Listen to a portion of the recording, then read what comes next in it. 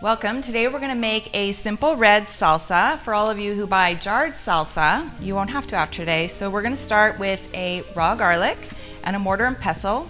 If you don't have a mortar and pestle, you can use your blender, especially if you're making large batches. So I'm going to be pressing and smushing up, technical term, the garlic until it's a paste. It's a pressing and twisting motion. Look at that, breaks up really easily, and we get that nice raw garlic flavor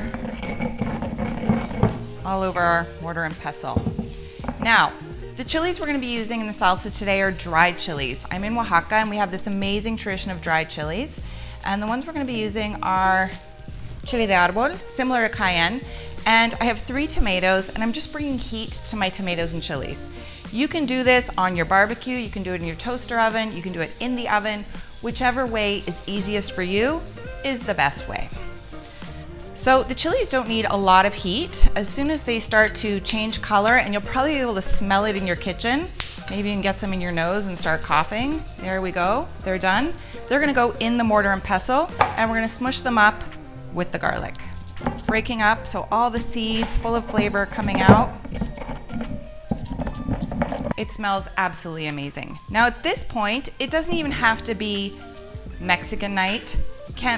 You don't have to be making salsa in your house.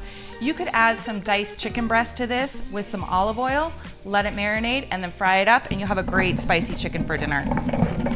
Fabulous. Now I'm gonna add a little bit of salt. The salt I'm using is local salt that we blend here. It's blended with porcini, but you can use any of your favorite salt at home. And checking on our tomatoes, see how they're starting to soften and break up, getting charred. Smells so good.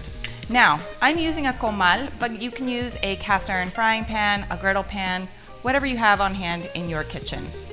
So our tomatoes are getting nice and soft, look at that. So I'm gonna take the first one and I'm gonna pop it into my mortar and pestle, break it up with the tongs, and it just falls apart. And smush it up.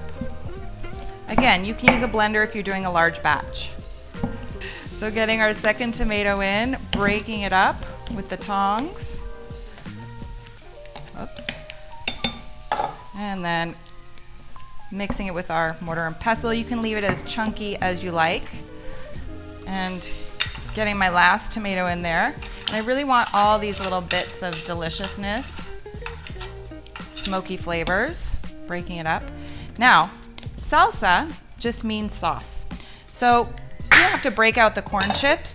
At this point, you have an amazing red sauce with a little bit of spice. You could throw it over pasta with some fresh basil, some cheese, throw it into a risotto, or use it to cover some pieces of chicken and pop it in the oven, and you have dinner.